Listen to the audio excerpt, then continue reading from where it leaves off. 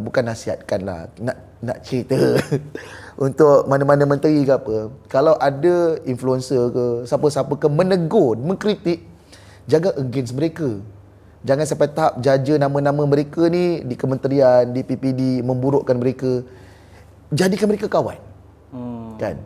Bukanlah macam bagi contoh, dia ni siapa, kenapa nak kritik, lantak lah kita buat kerja kita. Tak boleh.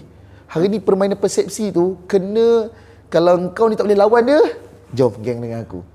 Kan? If you apa nama bahasa Inggeris tu?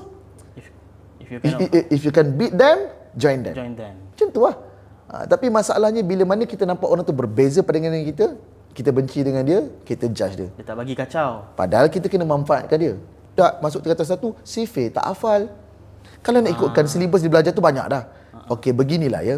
Bila mana pengulangan basic tu tak dikuasai sepenuhnya dan kemudian masuk topik lebih berat lagi kemudian, benda tu akan lupa. Tertinggal lah. Ya, habis lah. Lepas tu karangan, budak-budak, ya Allah, tulisan teruk, bahasa teruk, tak pandai bahasa. Kan? Apa? Bukan ke diorang tu belajar lagi berat? Bukan lagi banyak. Betul. Sebab apa yang mereka belajar pada hari ini bukan benda yang sepatutnya mereka belajar. Ada yang kata, bukankah kita ni belajar silibus kita berorientasikan filem segala bagai kan? Kita pergi sana, balik, kita dah ada banyak, kita tambah lagi.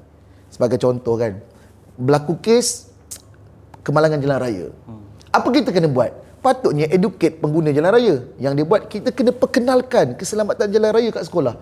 Buat buku dalam saja BM, keselamatan jalan raya. Tambah Ajar lagi. budak, tebal lagi. Okey. Kan? Lepas tu ada masalah pula. Apa namanya, apa isu? Tentang rasuah kan. Kita kena ajar budak-budak bagaimana betapa jijiknya rasuah. Ajar benda tu kat sekolah. Masalah tu masalah orang dewasa. Apa lagi yang dia orang buat kan? Isu yang berkaitan dengan mata wang kan, tentang mata wang, pertukaran mata wang.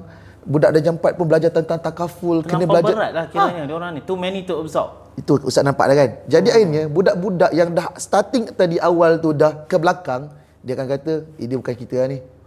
Dia akan rasa dia bodoh dan dia rasa tak boleh pergi lah.